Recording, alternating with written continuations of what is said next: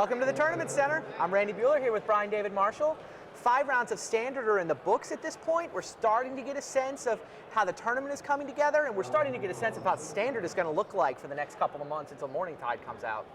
Pretty interesting. We've got an 11-way tie for first at this point. There's 11 decks that managed to run the gauntlet and go undefeated. Simon England in first place on tiebreakers at this stage, but the more interesting story, I think, is what are the decks that got there? What are the decks that managed to get 5 wins? Well, the blue-red deck from Krakow we see is on top. Right. Below that is one of the interesting decks that followed up from Krakow, which is the big mana deck. A lot of players looked at the mannequin decks and the snow decks, and they just felt that big mana red-green could pretty much beat everything. Fertile grounds, essentially just ramping up to just giant monsters. Snow mana, and importantly, what Luis Scott Vargas calls the sword to plowshares of the format, Scred. Sure. Card advantage to keep up with those decks in terms of a scrying sheets engine. Right. So, very exciting. Chris Lockman. Yeah, Chris Lockman, Pro Tour San Diego champion, Sliver sitting in second place. One half of the Sliver Kid pair that won Pro Tour San Diego. Vying to get a solo player card. Funny. So 3 different copies of the red-green big mana deck sitting undefeated. The other deck that claimed 3 of the 11 undefeated spots is Japanese Concoction, a black-green take on the Elf deck. Right. We saw two different takes earlier. We talked about the Tsuyoshi Fujita green-white version. Green-white with some awesome 1,000-year elixir technology.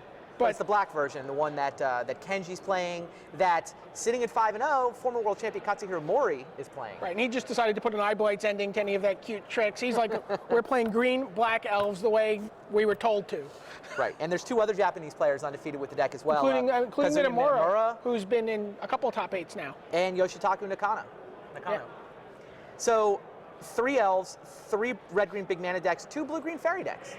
Right. That's a deck. The fairies are doing pretty well. In addition to the 2 blue-green fairies sitting undefeated, you've also got a mono-blue take, well, essentially mono-blue. He's got a couple Pendelhavens in, being run by Hall of Famer Zvi Malshewitz, who is leading the Hall of Famer charge, sitting on 4-1 in this tournament. Very much in the thick of this. How are the Hall of Famers doing overall? They're about a game under 500. Kai's 1-4. Nico's 2-2-1, Tsuyoshi's 2-3. Those are the Hall of Famers that were allowed to play. If you had been allowed to play, could you have pulled them up to 500? Absolutely, of course, if only they'd let me play. What deck would you have played? I mean, the mono blue snow control deck certainly suits my style. I watched Oiso playing it. That deck seemed pretty good. The Dragonstorm deck is the one I'd want to be playing. Like if I'd been on the ins with the Chapin, Heezy, Nassif, and those guys. You have to feel like they would have clued you in, right? Yeah, I hope so. Yeah. I just swapped 10% of my winnings, right? Absolutely. Well, I think that deck is really the big star of Standard. When I was talking to Luis about Big Green, he says, Big Red Green beats everything. Except Dragonstorm. Except Dragonstorm. Right. He kind of slumped. Yeah, now, there's no undefeated Dragonstorm deck. Rounding out the 11 was a mannequin deck, a green-black good stuff, essentially a rock deck, and then that rounds out the 11. But that Dragonstorm deck that we did a deck tech piece on, check it out, by the way, if you want to win a Friday Magic, or maybe you're going to come to Worlds, you're going to try to win that car.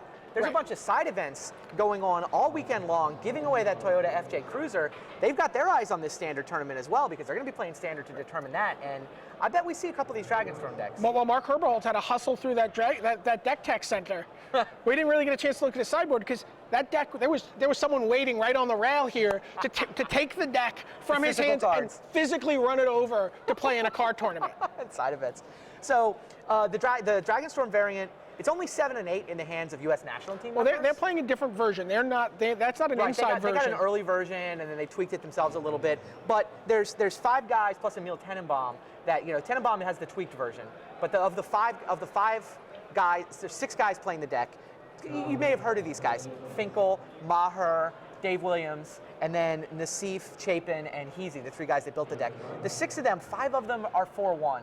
And then Maher's pulling up the rear at 3-2. And Emil is also 4-1. Emil with this almost exact same list, same basic idea, also 4-1. So 27 and 8 between those guys. Essentially 6 for 6. Yeah, the 6 for 7 getting to 4-1. That's enough of a sample that you're talking about the real deal. This is a very serious deck. I totally think so. Very difficult to beat. Has a lot of play against a lot of the Spine Rock Knolls, which we talked about in the deck tech segment, are just they sent ripples through the room in terms of like, holy cow, how did we miss this card? Like people just going, Heezy and Nassif, like these guys are awesome. No question.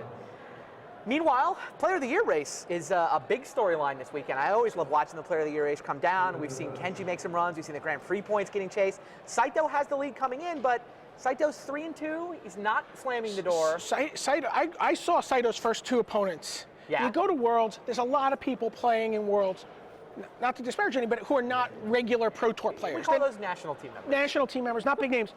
This is not the case for Saito. Saito's rode the first 2 rounds. Yeah. He had to go through former world champion Katsuhiro Mori. Okay. And then second round, he had to go through Masahiko Morita, one of the best Japanese players of all time, one of the most dominant Grand Prix players, someone who seems to be on the cusp of making his big break. So we know now. Mori's undefeated. Did he beat Morita?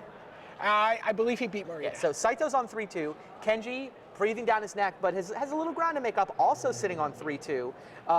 The guy who's may already have been eliminated at this point is Shingo Kurihara. Kurihara went 1-4 in standard. Also probably eliminating himself in these first 5 rounds. Olivier Ruel on 1-4. The guys that could be making a run though, Paul Chion is 4-1. Guillaume Wafotapo is 4-1. Guillaume Wafotapo, who did not, only went to one of those Grand Prix, Right. didn't even play all the way through. We'll Very see. interesting to see how that Get his points decision the affects the old-fashioned player way. of the year race. I mean, a top 8, any of those guys with a top 8 could absolutely jump up. And he's still mathematically alive as well. I have a feeling that the player of the year race is going to be decided by who put the most work into Legacy. Okay.